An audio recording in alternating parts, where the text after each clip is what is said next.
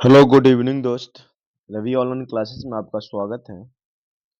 इस वीडियो में हम लोग देखेंगे साइंस टॉपिक में फिजिक्स का प्रकाश लाइट। क्या देखेंगे? लाइट। देखिएगा, प्रकाश छोटे छोटे कणों से मिलकर बना है जिसे कहते हैं क्या? तो फोटोन कहा जाता है। प्रकाश छोटे छोटे कणों से मिलकर बना जिसे कहते हैं फोटोन। प्रकाश तरंग किस प्रकार की तरंग है? तो अनुप्रस्थ तरंग है। प्रकाश कैसा तरंग है? तो अनुप्रस्थ तरंग है। और ध्वनि कैसा तरंग है? तो अनुदैर्घ्य तरंग है। प्रकाश तरंग सिद्धांत किसके द्वारा प्रतिस्थापित किया गया है? तो हाइगेंस के द्वारा।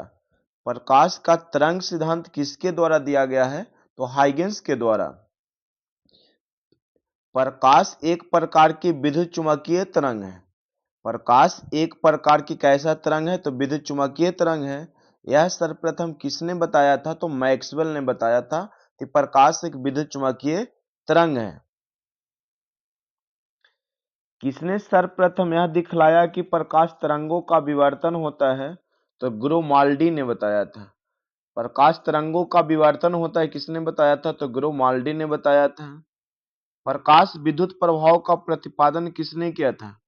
प्रकाश विद्युत प्रभाव का प्रतिपादन किसने किया था? तो आइंस्टीन नामक वैज्ञानिक ने किए थे। कौन सा सिद्धांत प्रकाश के तरंग प्रकृति की पुष्टि करता है? तो व्यक्तीकरण का सिद्धांत जो है प्रकाश के तरंग प्रकृति की पुष्टि करता है। किसी अवरोध की ओर कोर मतलब किसी अवरोध की कोर से प्रकाश का मुड़ना क्या कहलाता है? तो विवर्तन कहलाता है। क्या कहलाता है? विवर्तन। किस घटना के आधार पर प्रकाश तरंगों का अनुप्रस्थ होने की पुष्टि होती है? किस घटना के आधार पर पुष्टि किया गया कि प्रकाश अनुप्रस्थ तरंग है? तो ध्रुवण के सिद्धांत पे। किस पे? ध्रुवण के सिद्धांत पे। प्रकाश के चिकने पृष्ठ से टकराकर वापस लौटने की घटना को क्या कहते हैं?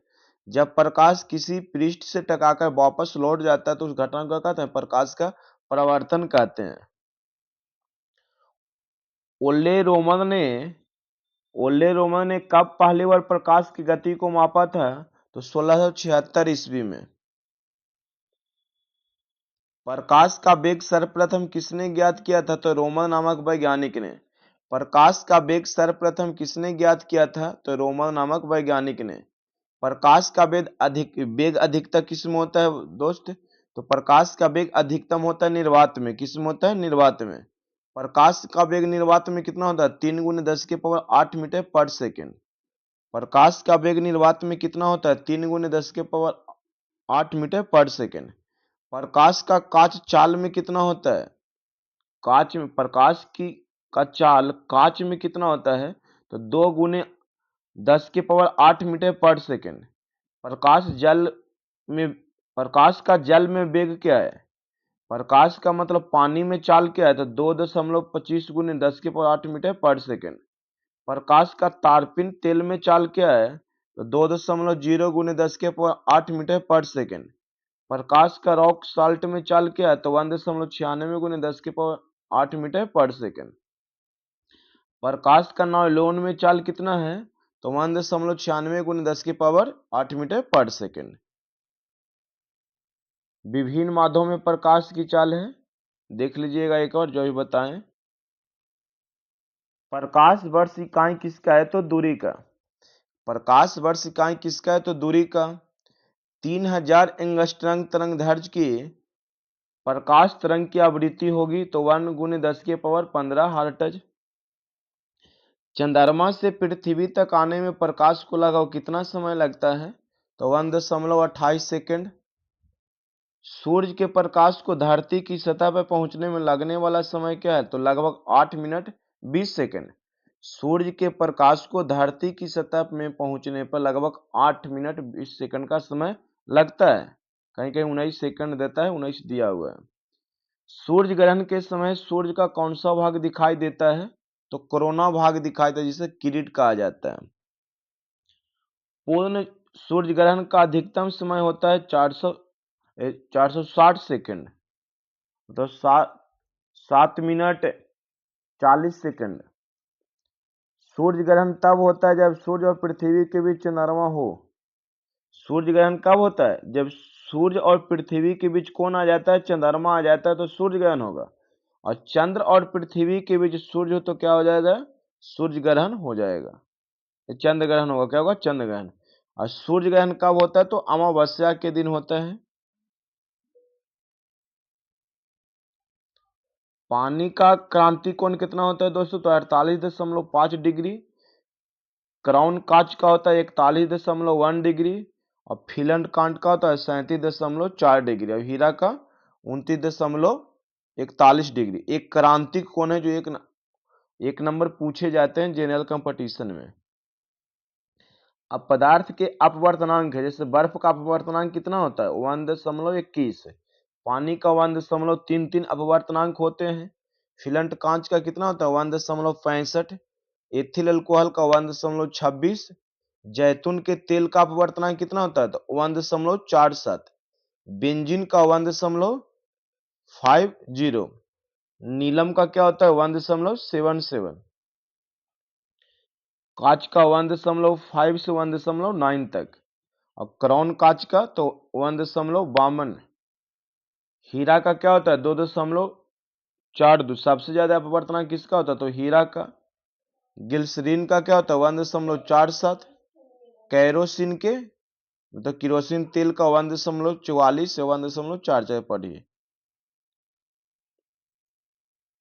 वास्तविक सूर्योदय से सूर्य कुछ मिनट पूर्व दिखाई देने का कारण क्या है? तो प्रकाश का अपवर्तन।